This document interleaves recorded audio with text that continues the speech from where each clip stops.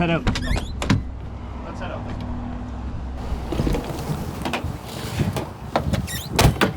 Ah, shit. There you go. Thanks, buddy. But door handle doesn't work on the outside. That's extra feature that you have to pay for, or what? I ripped it off in the winter. It was so cold. It literally just came apart in my hands. Shit. All right, so we get this thing started. Imagine what it was like in the late 80s, early 90s. Scared your cat. Oh, yeah. He doesn't scare easy, so. Imagine what this was like. Well, Like, I mean, opening the door in the wintertime, which this car was built to drive through summer, fall, winter, spring, and you break the door handle off. First winter outing. I've had a few people tell me that they owned this car in Canada, and I thought they must have been absolutely insane. One guy told me that he bought his daughter this as her first car in the 80s in Canada. That makes sense.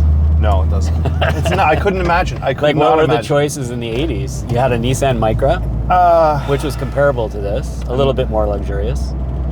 If we're talking dollar to dollar. Dollar to dollar. Rabbit? Well, but you could just buy a used car. Yeah, but if you wanted to buy brand new. Why though? Not everybody wants a used car. I mean, I love the car. Don't get me wrong. I love everything about it. I love driving it. But as a daily driver, especially for someone that doesn't know how to drive or is new to driving, you must have an absolute death wish. Well, think about the time though. This car was acceptable at the time. You had a Lada. There's no way.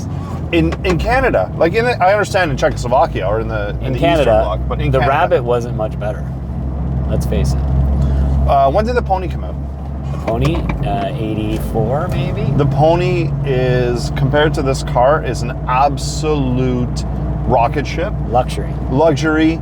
It's got power anything. You know what I mean? Like I believe you had the option of power windows, but it had power steering. Yeah. You know. But the speedometer had a tendency to fall off behind the plastic. Yeah, but that's after a few really. kilometers of usage. Yeah, I get that. Yeah, I had a friend, his mom traded in her 78 Corvette for a brand new Pony. And us as kids were all thinking, oh my God, why would you do that? Like, but I think she was about 4 foot tall, 4 foot 5, something like that. And it was probably hard for her to reach the pedals and shift the gears in her Corvette. So she went for the Pony, and literally about 100 kilometers into it, the needle fell off, and that's where it sat for the rest of the ownership of that car. Really? Yeah. Really? Well, my dad in the 90s, he had a 1994 Ford Taurus. And it had, as far as I remember, it was a 4-liter V6 with a 3-speed auto. But we also had a 90s Corolla with a slush box as well. I couldn't tell which car was faster. Like, I just couldn't tell. Which car was slower, you mean? Which car was yeah, I mean, is this guy gonna come up? You because use your horn. You have a horn. I do. But the fun thing about the Taurus was that when you stepped on the gas and you gave it like full beans, it didn't roar. It just made this hissing noise. It just went. And I don't know why it did that. I have no idea. There wasn't anything wrong with it. It was just the way it was. Sewing machine under the hood. No, it was a 4-liter V6. Oh, that thing was awesome. Right. I mean, in theory, right? But I couldn't tell. Maybe the Corolla was actually faster. I don't know. I had a 84 Tercel SR5 with a steel sunroof. And I had to silicone that sunroof shut when it started pouring on my forehead all the time. It would drip off the sun visor right onto my head. So I had a 86 Nissan 200 SX, which is the fastest looking, slowest car you've ever seen. And same thing, when I bought it, it had a silicone sunroof. And at the time, I was like, well, why would somebody silicone the... Of all things, like, I want the sunroof to work. So I removed all the silicone. Sunroof works great, until it started raining. But it only rained on the passenger seat. Oh, that's fine. So it was perfectly fine. I remember I took this girl out on a date, and I made a left-hand turn at an intersection, and all the water just into the passenger, right on her lap. It's like your own wet t-shirt contest. There's a joke in there somewhere, but I won't say it. It's an easy one. Yeah. Don't say it. So, as a star navigator, you have to turn right. Going right. Yeah, turn right. Past the Maverick here. Let the Maverick go. I like that color. It's a nice color. It's a good truck. So the steel sunroof on the 84 Tercel SR5, and the Tercel SR5 model had cloth interior, not the vinyl that you got on the regular SR5. I like cloth. Or regular Tercel, I mean. Like a proper 80s cloth with the pattern on it? Yeah. Oh yeah, it had the pattern and everything. Good stuff. Yeah. And the big black bumpers, those were the best. We used to push my friend's Camaro around and bum start it with the Tercel because his car forever wasn't working properly. Well, there you go. Berlinetta. Well, I mean, this car's been running 2 days in a row, so that's nice. It's surprising, yeah. Yeah. I just adjusted your heat, and I thought the whole thing was going to fall out of the dash. Probably was. It's very loose. Did you figure out the controls, though? Well, we did a test run yesterday. Oh, yeah. Touched your knee there? Fifth is the knee toucher. Don't get fresh with me. Hope I didn't shock you. Don't get fresh with me, buddy. Yeah, your spaghetti gear shifter is hilarious. That? Yeah, that's impressive. And the rubber boot is not attached to anything. Well, it's one of those things that, you know, if, I don't know, have you ever driven this car? Yes. You have? It's one of those cars that when you give someone to drive, there's a laundry list of things to watch out for. Yeah. You know? I was very impressed. I drove this car and I didn't install it once. I gave you the keys to my Beetle and you installed it immediately. Insane amount of times. And immediately, too. It's because every single manual car I've ever had has been a 5-speed. Yeah. So 4-speed pattern really throws me off because I'm looking for first where there is no first, right?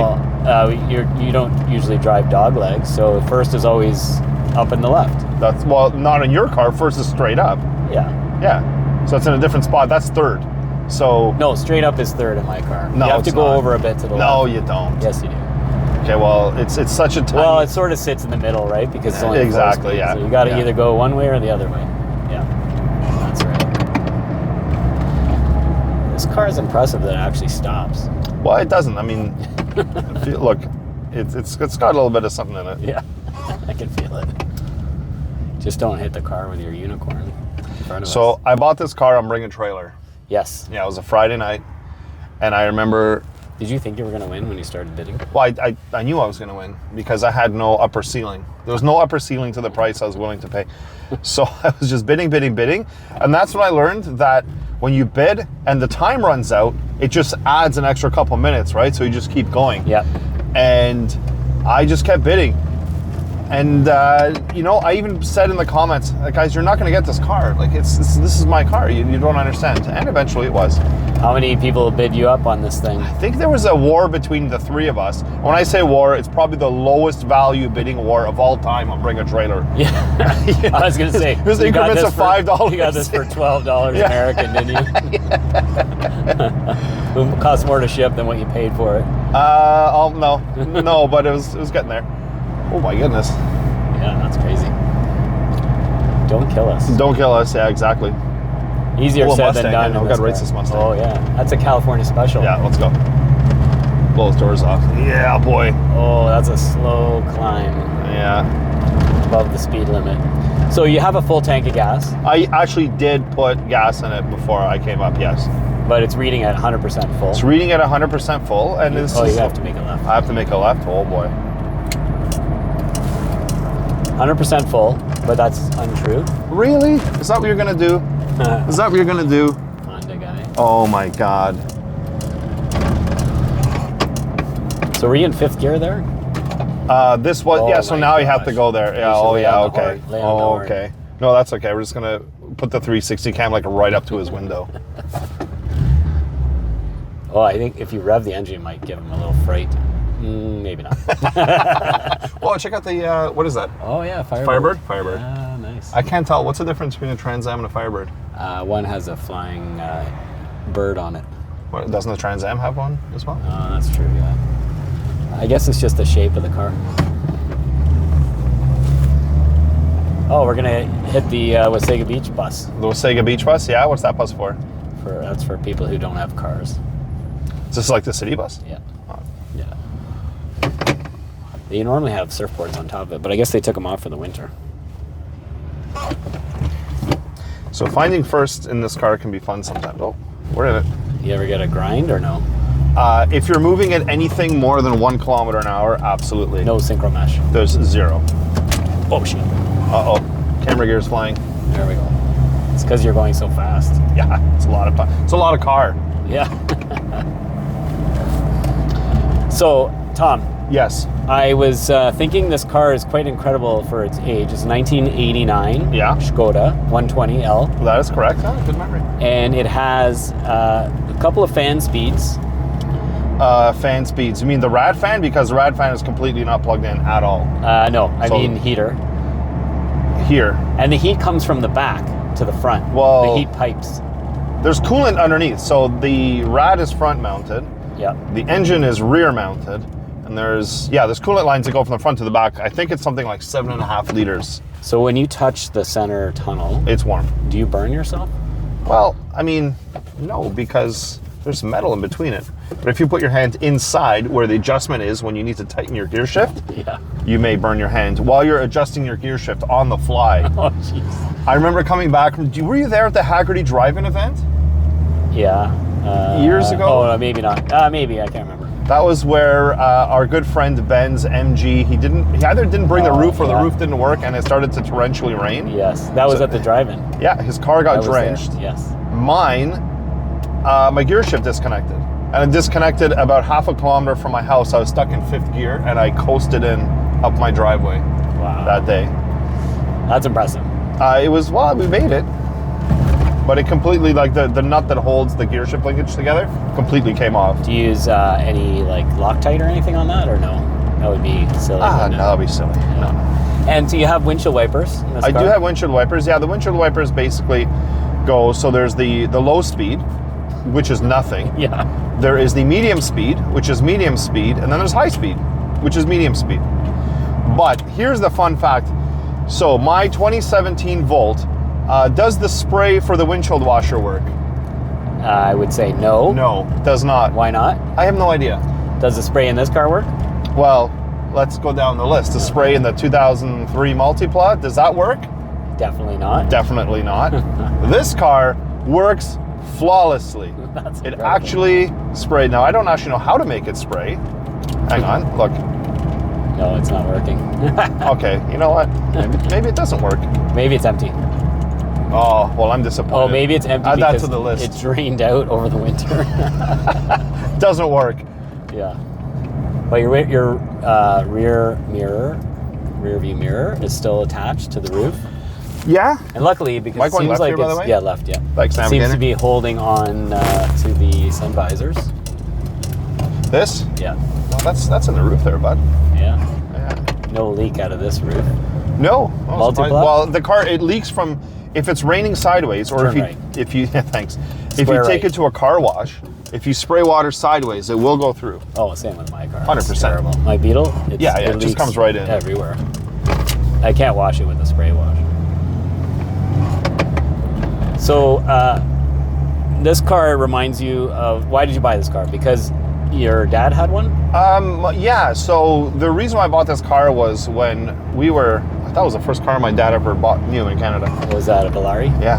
Nice. Funny that would come up right now. Yeah. Right exactly as you mentioned it. Yeah, so. Your dad's first car. Long story, but it was, my dad had a car like this. Riata. Oh, yeah. In Czechoslovakia at the time, and he was asked to join the Communist Party. Led to a whole chain of events that basically led to us escaping from the country in '83. And so we left all of our belongings in a car like this and left it in the border of Yugoslavia, and then we escaped over into Austria. So, you know, this car would have been the pinnacle of success at the time, in the early '80s Czechoslovakia. This was luxury? Luxury. The lap this was of luxury? Well, they would have had that. It's like they had air-cooled V8s, but like for the common man, this would have been like a Cadillac or, you know, right, an attainable dream car, let's put it that way. And so, you know, I've always had a bit of a connection to the car. I love the way it looks, which is, it may sound crazy. I love the lines. And specifically this model with the square lights and the whole bit. Is there a dual headlight version of this? There is, yeah. And that's also really nice. This is the one that I like, that I prefer, but the dual headlight version is very nice as well. I prefer the coupe, but I know it's not as practical for your family. Correct, yeah. I mean, that is the most preferable model. Yeah. That's the most desirable one, is the coupe with the coupe with the two doors and the sort of the poor man's back. Porsche. That's what everybody wanted, yeah. And so, in any case, when I was buying this car, my father died right around the time of his birthday, right around the time of my birthday, and everything just sort of came together in the sequence of events where this car just popped up on Bring a Trailer.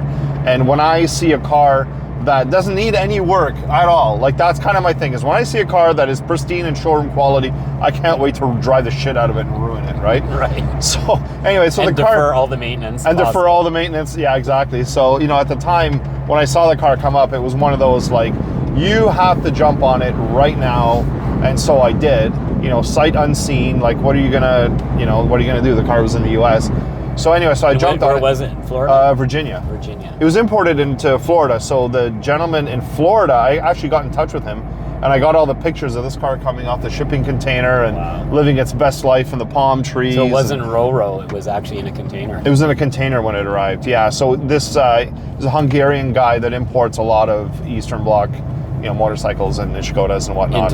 Into Florida, yeah, and then he sells them from there. So this is actually a Hungarian export model. So this is not a Czechoslovak model of Skoda. Like, it's, I believe they would have had a 4-speed in this car. If it was domestic. If it was domestic, yeah. So this is an export model, means that it has more chrome? It has an extra marker light on the side and an extra gear, is my understanding. Okay. Anything else that's different? Not that I know of. Same engine as the domestic models? Yes. Yeah, the 1.2 liter, 52 horsepower, whatever it is. Ultra low compression for best longevity. But so the interesting thing... Make a left. Make a left. So the interesting thing about the block on this car is it's actually, this is the final production run of this vehicle. And so it has the block from the Favorit in it, as opposed to what was originally installed on this car. And so it actually is a bit stronger. So when I had some family come in and visit here in Canada, they were actually quite shocked that this car has 113,000 kilometers on it on the original motor. Yeah, that is impressive. So all that deferred maintenance really works out. This is the same motor as the Felicia Fun, is what you're saying? No. No. Although a Felicia Fun would be, that's high up on the desirable list. Yeah. Oh, man. Going for it. Go for it. Yeah, boss. So we're in downtown, I would consider this downtown Wasaga Beach, or proper Beach 1 area. Yeah. And this is quite a crazy spot in the summertime. And it's quite different this year. Yeah, it's missing a lot of things. I like how the sand comes out of the beach and right onto the road. Yeah. It's incredible. Make a left here. I love tourist trap towns. Like Niagara Falls. I love Niagara Falls. It's such a dump, but There's at the same time... There's something dirty and gritty about these kind of towns. Yeah. And they attract a certain clientele, I guess you could say. Like me? Yeah. I just like the fun of it, I suppose. Like, people just come here to have a good time, and I like that. I mean, it's a portion of the town designed for people to just come here and have a... Like, there's a guy with a Hummer H2. Yeah. Like, that's the kind of guy that comes to Wasaga Beach. Having a chat with someone with the knees in. Yeah. All right, so we're coming into the beach proper here. Yeah. The Wasaga Beach sign. You can still see all the snow on the ski hills, which is pretty wild. Yeah. And then if you look on your left, it's all gone. They've destroyed Beach 1. The town has. Yeah. And so now we have, I guess, I don't know how many years it's going to be like this, but all the buildings have been demolished. And there's nothing really left here. It's a very contentious plan. A lot of people have been upset about it. They've been trying to do this for years. I think it'll be pretty good, though, by the time this is all done. So in a few more years, when this is all completed, it should be pretty incredible here.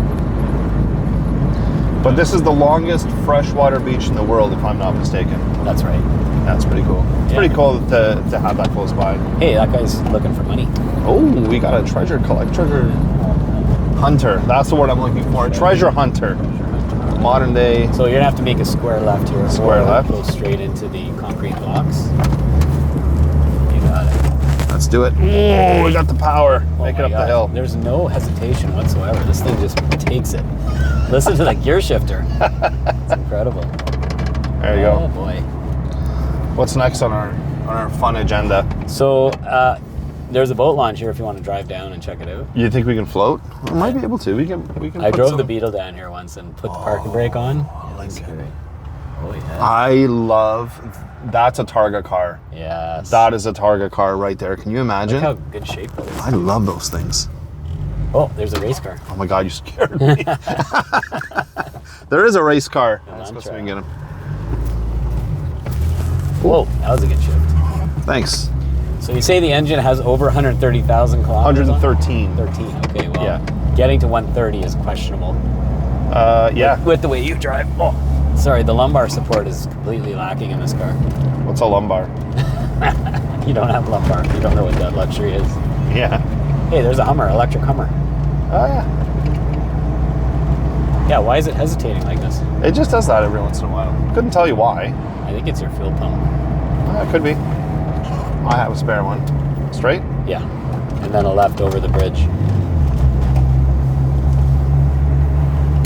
So we're gonna snake along the intracoastal, the river that runs through Wasaga Beach. I like to call it the intracoastal Lake in Florida. And we will see some nice beach areas. Beachfront homes. We won't see much of the beach though. I think your lack of confidence in turning left is quite interesting. You know what? I'm not a very aggressive driver. I never do things that could potentially go wrong, especially in a car that could potentially stall in the middle of an intersection. So I wait, and even if someone has their signal on, let's see you commit before something happens. You know what I mean? I do tend to be fairly safe when I drive, contrary to what people say about me. Let me ask you this. Not like this person right here. Yeah, that's another Lincoln. So we're headed to a abandoned drive-in. An abandoned drive-in. I want to see that. Yeah, it's cool. So the car is experiencing hesitation now. Not as bad as it does sometimes. I don't know what it's from. It just does that. There's something in the dash that's shaking. Well, the dash itself is shaking. There isn't much of a dash in this car. No. It's a little more substantial than the 64 Beetle, but not by much. But it's advanced space-age plastic. It hasn't cracked. No, it hasn't You actually. could say not a lot of cars of this vintage have uncracked dashboards. Yeah, that's true. So that's like impressive. when you see the DeLoreans, right? And they just have that giant crack. Yeah. And every Volkswagen ever made. Yeah. Whoa. That's incredible. I'll take you on some interesting roads so that we can see what we see. Here's the marina. Oh, we have a boat. I have a canoe. That's about as boaty as I get. I don't have a boat license yet. I should get one. There's a Mini Cooper. Yep. Convertible. Nope. Hard top. Yeah, it's nice down here. So I usually go biking through this road. What else is interesting about this car for you, considering that you've owned it now for a few years? Well, I just love driving it. I mean, well, you know what's funny? This car is very divisive, especially in the Czech community. So I have a friend of mine who's Czech, and I've known him for a long time, and after I bought this car, I showed up at his workplace and went, "Hey buddy, let's go for a ride in the Skoda." And he just looked at me and he goes, "Why would I want to get into that death trap? Like, why do I want to get into this car? Like, I spent 30 years, trying to get away from it and moved to North America where people build proper vehicles, and why do I want to drive in that thing," right? Which is surprising to me. I was taken aback by that because I thought, really, but it's a part of your history or whatnot, right? Yeah. No, not interested. And there's a lot of people that will say, one comment the other day, a guy goes, I have one of these cars, and every once in a while I take it for a drive, or remember how bad it is, and I put it back. Whereas for me, I love the experience of driving this car, even when it's not working properly or whatever happens. There's just something about the experience that... What I find interesting about this car when I compare it to my Beetle is that it's very Spartan, like the Beetle. Yeah. But it is, in a way, a lot more advanced and luxurious. Than the Beetle? Than the Beetle. We're comparing a 64 Beetle to an 89 Skoda, right? So, I think you've got, I don't know, there's a little bit more happening here, but it's also a lot worse than the Beetle, I would say. Constructed, build-wise, and just everything seems more flimsy. I don't know why. Well, when I first got into it, it felt like a 75% scale car. Everything was 75% the size that you would expect. Yeah. Like the dash is just that much smaller, the steering wheel's that much. The whole car, I mean, the fact that I could reach in and touch the back seat just like this. I love that about the Beetle too. Yeah, that's very cool. Yeah, you don't have to worry about, and you can also unlock the door. Oh, sorry, was my knee in the way of your fifth gear? Yeah. You don't have to reach very far to unlock the door on the passenger side. No, but there are certain things I do actually really like about it. The fact that the windows are manual, they're windy windows, and everything on the car is manual, which in some ways, when you have a fleet of jalopies like I do, the less things that rely on a functional battery, the better, right? Yeah. Because if the battery goes out in the Dodge, oh my God, how do you get into the car? You can't open the hatch where the battery is. You have to crawl in over the back. Like, there's a whole process to getting that car open when the battery's dead, which happens fairly frequently, especially in the winter when I don't drive it. And so with this car, like, everything is just manual. There's a wire you pull on. You know, the frunk is a little bit, for some reason, the tensioning is not right to release it. So I have to, it's a two-step process now, where I pull it from in here, then I go around, then I pull another wire at the front. But it works and it's fine. You know, it doesn't rely on some sending unit or some piece of electronics that could potentially be broken. So I like that about it. You're gonna make a right up here. Okay. Yeah, it's funny you say that because I have a pull cord for my Beetle hood, and the process when it snaps is you have to drill the handle off. That's the only way to fix it. And so, you know, it's 1964 piece of wire, and I'm just waiting for the day that it's going to break, and I'll have to somehow break into my hood, which I don't know how I'm going to do that, but I'm sure there's a YouTube video for that. Can you make it up this hill? In second. Oh my God. Oh yeah. Feel the power. Well, imagine with the trailer, right? Yeah. It's pretty sure-footed. Yeah, it feels great. I mean, the problem is when it does lose composure, then I'm not a race car driver and I'll never catch it. Like when I spun this thing downhill at 20 kilometers an hour a few years ago and lost control of it, I just could not believe it as it was happening. As it was happening in almost slow motion, out of it. I couldn't. By the time I could find a gear that would do anything for me, it's, you know, it would take me so long. I'm halfway down the bottom. But it really brings home kind of what happens when you do have a rear engine car and something goes south and the end is trying to swap itself actively. It's a very different experience than what you're used to in a regular vehicle that, you know, has a front engine arrangement. You had your whole family in the car at the time? It was just my wife and I. Oh, okay. And was she frightened? No, she didn't scream. Wow. No, it was actually fine. I mean, but you guys got over the whiplash pretty quickly. Yeah, there was a little bit of neck soreness. Yeah. But, you know, replacing everything that was broken wasn't that big of a deal. A little bit of Bondo on the back, and then everything else was just it was 4 bolts to remove the entire rear end of the car. And you did that all yourself? Yeah, just in the garage. How did you find the parts? My cousin in the Czech Republic sent me some parts from a scrapyard, and then I ordered some like reproduction panels that they were making. The only catch to the whole experience is that I discovered the rear lights for this car are worth a fortune. You cannot simply buy like proper unfogged, unyellowed plastic rear lights for this car.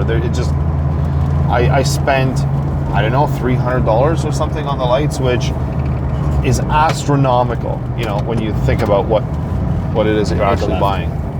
And you found them?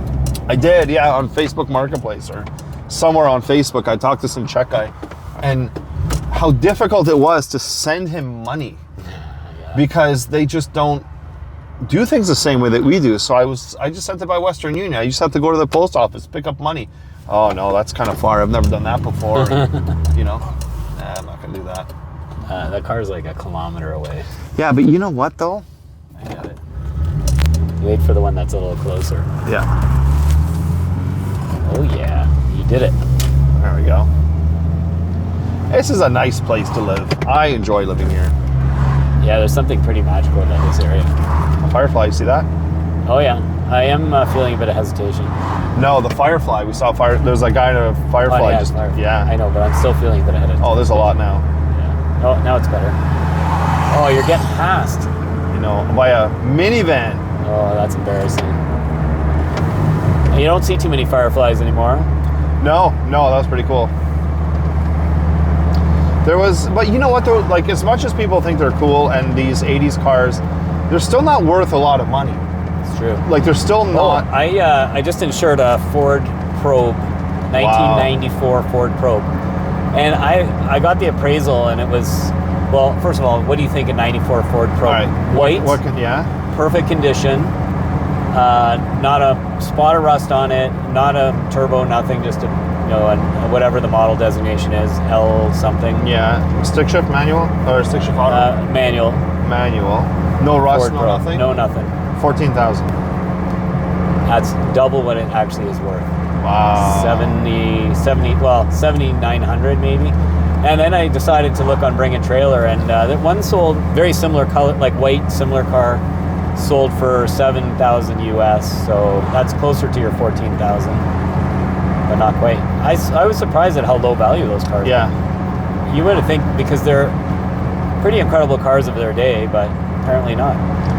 Well, they've got that front-wheel drive going against them. Like anything that's front-wheel drive, like unless it's a Civic or something Japanese that someone really wants. No limited slip differential. Well, even that, because you'll never turn it into a drift car, and I feel like a lot of people, even though they're not going to drift it, they just want to know that in theory they can. Right.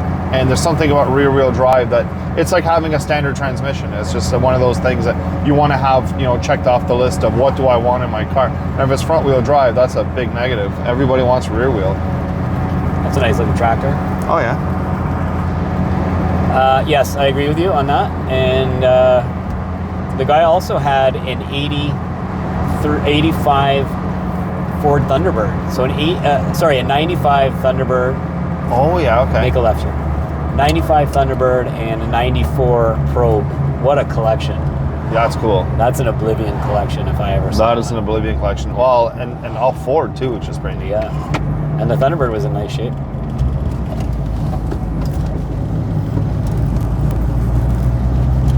So here's the drive-in. Should we pull in and check it out? Oh yeah, let's have a look at that.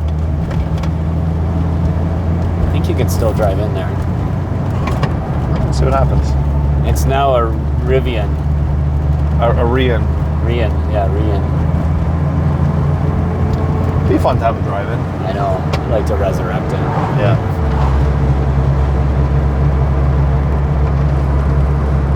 The driveway's just coming up here. Oh yeah, I see it, yeah. Oh, there's a gate. Damn. Oh, is there really? Bastard. You could probably get around it. I'm gonna go in anyway. Just open the gate and go for it. What do you say? It's locked. It's got a padlock on it. Oh, damn it. Well, this is cool. Yeah. Let's take a break here for a bit. Yeah.